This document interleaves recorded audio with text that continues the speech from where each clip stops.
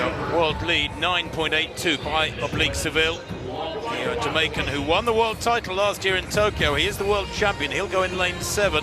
There's Ajay of Nigeria, the NCAA champion from 3 weeks back. He's the world number 2 this year, best of 9.84. There is Seville.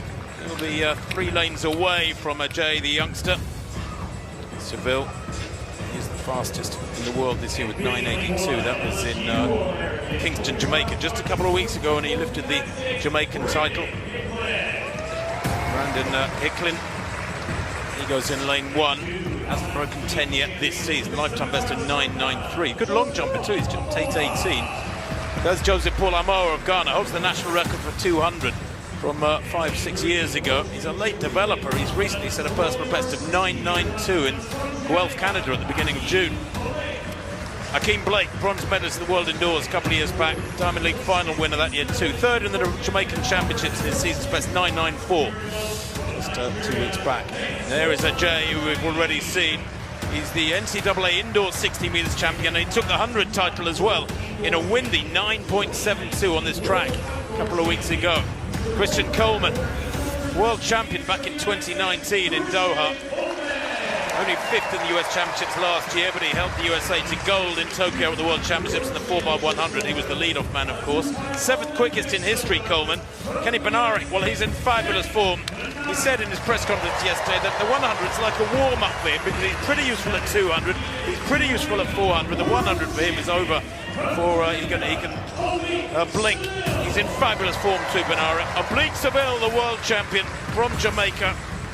Great championship temperament, personal best to win that title in Tokyo last year. He's a tiny figure, 1.70 m, 5'7" Seville. There's Lachlan Kennedy, the other great Australian sprinter after Gout, silver medalist in the World Indoors last year over 60 metres. He's only 22, Kennedy. He goes in lane 8. And there is Abdul Rashid Saminu of Ghana, 6th in the African Championships in Accra, on home soil, back in the middle of May.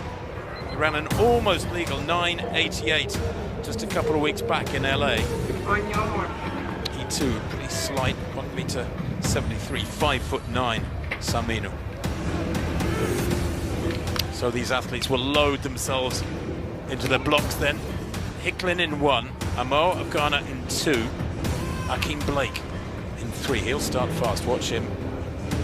Kansola Ajayi, the world number 2. Not well known on the international circuit, Ajayi. 9.84 he's run this year. He's in 4. Coleman goes in 5, world indoor record holder. Kenny Benarek goes in 6. He's in great form, watch him. Oblique Seville, the world champion, 3rd from left for Jamaica. So we are about to watch a stacked men's 100-meter race.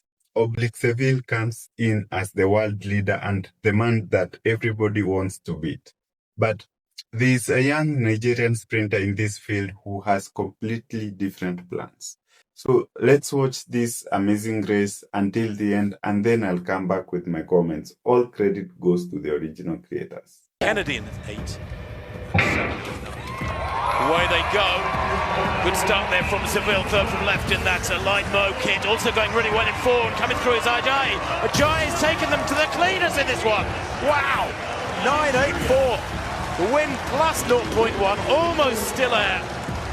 And the youngster for Nigeria maintains his wonderful form after that NCAA win. It was a windy 9.72 he ran, and it equals his national record. Brilliant start from Ajay. He got away so quickly. Seville had a good start, but I wish they'd been in lanes adjacent to each other. That might have seen a better race in a way. I don't think Seville had time to react when he realised how well Ajay was going through about 70 metres. Powerfully built lad, eh? Kenny gets completely left, Seville gets out, Coleman got a good start, faded. Only one man who puts everything together. Ajay got a good start, really good transition into his top speed and then just kept going. And if anything, finished stronger than anybody else. Perfect race, equals his national record. You can see there, a couple of seasons best for Coleman and Benarek. But he made that actually look very, very easy against a very good field. Welcome back, guys. So I have to admit that I did not expect that. 9.84. And honestly, The most impressive part was not simply that Ajayi won, it's who he just beat and how he did it. Oblique Seville comes into this race with 9.82, the world leading time. You've got Christian Coleman in there, Kenny Bednarek. This is not some field where you can accidentally sneak a victory. They are serious sprinters. And Ajayi basically said, I don't care. From the gun, he looked ready. The start was probably the first warning because once he got out cleanly, everybody else immediately had a problem. And in the 100 meters, that's all it takes. Give somebody running 9.8 a small advantage early, and you've got a few seconds to fix it. Ajayi's transition impressed me even more. Sometimes you will see an athlete explode from the blocks but lose that advantage once everybody gets upright. Not here. He gets out, transitions smoothly, and then keeps moving. At some point, I'm watching Oblique waiting for that big surge because we've seen how dangerous he can be once he reaches the top speed. And I'm just thinking, okay, Jamaica is about to come back into this, but Ajay never gives him the opportunity. He keeps the pressure all the way through the line, 9.84. And apparently that equals his Nigerian national record. That's a statement. I know some Jamaican fans are going to be disappointed because Oblique came into this as the favorite. But I'm not looking at one defeat and suddenly questioning everything about him. Come on, guys. The man came into this race as the world leader at 9.82.